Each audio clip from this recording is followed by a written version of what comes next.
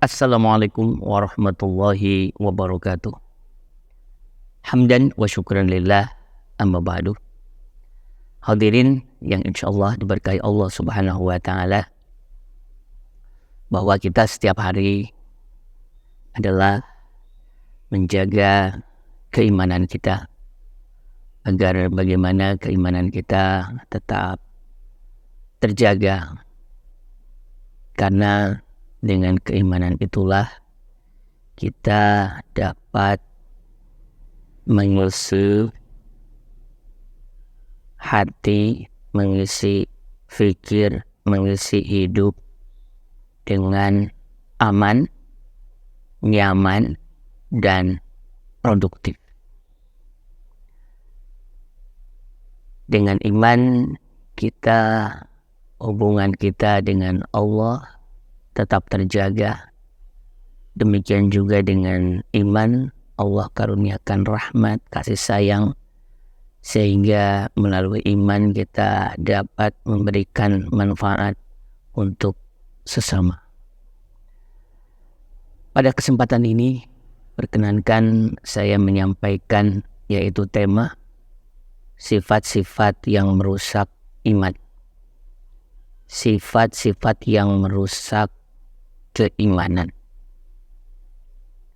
Agar bagaimana iman kita tetap terjaga, dan insyaallah Allah karuniakan kepada kita seiring dengan umur kita, seiring dengan ajal kita yang semakin dekat, agar keimanan kita semakin kuat, agar keimanan kita semakin kokoh. Sebab iman yang ada di dalam hati itu perlu subur, perlu kita rawat, perlu kita pupuk, sehingga semakin subur, semakin berkembang, semakin bercahaya, dan cahayanya luar biasa. Apa yang menyebabkan iman kita rusak? Yaitu kita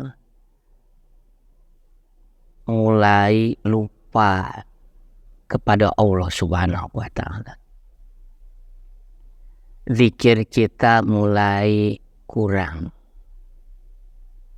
Perhatian kita mulai beralih dari yang semula tujuan kita Allah, Allah, Allah. Kemudian yang biasanya kita meluruskan niat untuk ikhlas, untuk berserah diri kepada Allah, untuk istiqomah,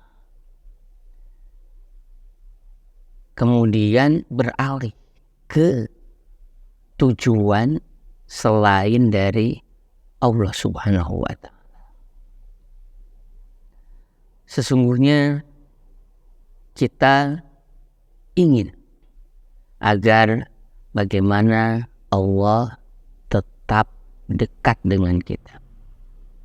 Kita ingin agar Allah tetap mencintai kita, tetap membimbing kita, agar ingin meskipun kita banyak dosa dan kemudian berbuat dosa lagi,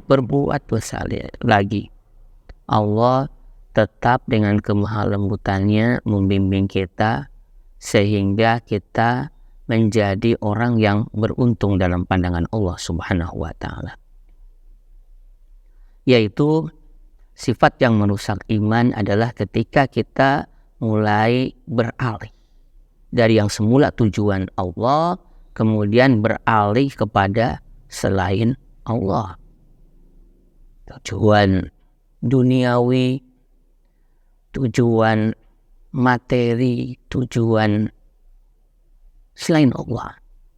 Sehingga agar bagaimana kita dapat memperbaiki keimanan kita kembali, dapat bagaimana sifat-sifat yang merusak dari keimanan itu kita hapus dan kita kembali kepada Allah Subhanahu wa taala, dekat kembali kepada Allah Subhanahu wa taala. Maka Allah menyampaikan kepada kita sebagaimana yang termaktub di dalam surah Al-Baqarah ayat 152. A'udzu billahi minasyaitonir rajim. Fadhkuruni adzkurukum washkuruli wala takfurun. Allah menyampaikan, fadhkuruni, ingatlah kalian kepadaku. Adzkurukum, maka aku pun akan ingat kepada kalian. Washkuruli, dan bersyukurlah kepadaku. Wala takfurun, dan jangan kamu kufur nikmat. Bagaimana agar Allah ingat kepada kita? Maka kita ingat kepada Allah. Bagaimana agar Allah ingat kepada kita? Maka jawabannya terletak kepada diri kita sendiri. Apakah kita ingat Allah atau tidak? Ketika kita melupakan Allah, maka konsekuensinya sudah kita ketahui bersama. Dan ketika kita ingat Allah, adzkurukum, maka Allah akan ingat kita.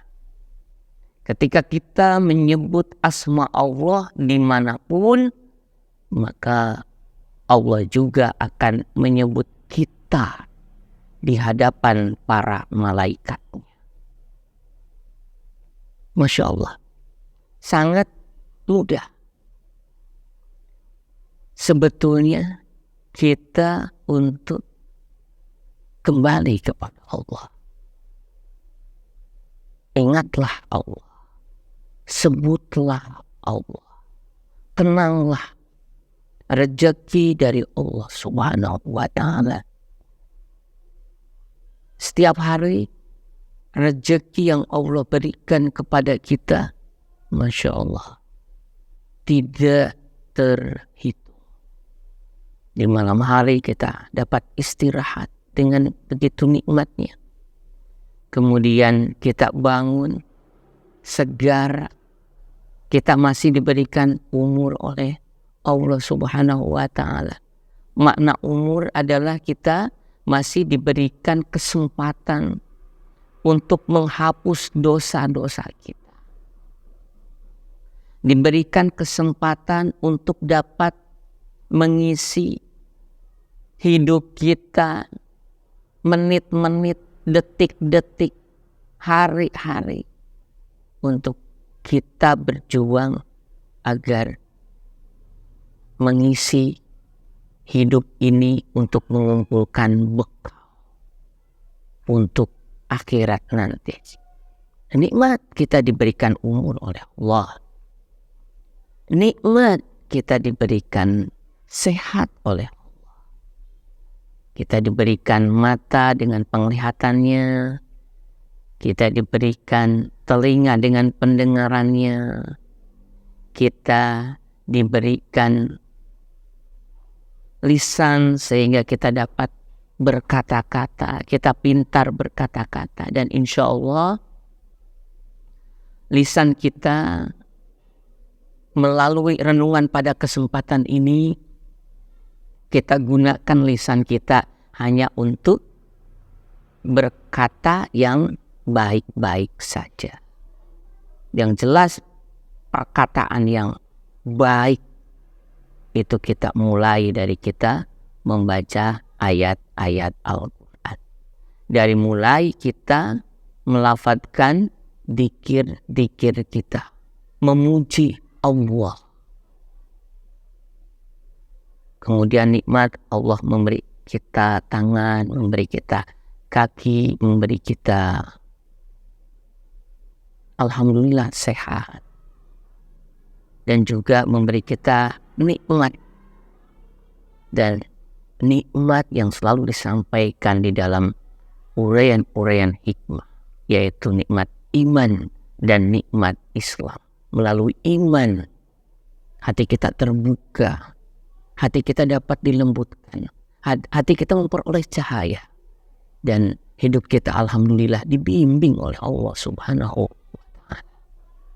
Dan nikmat Islam, betapa kita memperoleh bimbingan la ilaha illallah, tidak ada Tuhan selain Allah. Kita berdoa langsung kepada Allah, langsung kepada penguasa langit dan bumi. Fadkuruni adkurkum, ingatlah kalian kepadaku, kata Allah, adkurkum, maka aku akan ingat kepada kalian. Washkuruli, dan bersyukurlah. Memang untuk bersyukur ini kita perlu belajar, kita perlu praktek, kita perlu riyadhah. Apakah kita termasuk pribadi yang bersyukur? Maka tergantung kepada sejauh mana kita belajar untuk mengamalkannya. Mungkin yang pertama kita, ya, dan selanjutnya kita tidak usah penilaian dari orang lain, kita tidak membutuhkan penilaian dari orang lain, tetapi kita belajar untuk menikmati dari syukur itu sendiri. Kalau belum paham, kita mempelajarinya, menghayatinya. Dan bagi yang sudah paham, maka sifat syukur itu adalah sifat yang sangat indah, yang sangat mulia. Dan kita ingin, terlebih dalam pandangan Allah Subhanahu wa Ta'ala, kita termasuk sebagai orang-orang yang bersyukur. Wala takfurun, dan jangan kalian untuk kufur nikmat. Ada orang yang ia jarang bersyukur, belum pernah bersyukur, mengeluh. Ketika bertemu, ia mengeluh. Ketika keesokan harinya, ketika bertemu, mengeluh juga. Setiap bertemu, mengeluh. Itu yang terungkap secara lisan. Maka bagaimana keadaan hatinya? Bagaimana pola pikirnya? Bagaimana hidupnya? Sehingga kita semuanya, hal ini merupakan renungan bagi kita.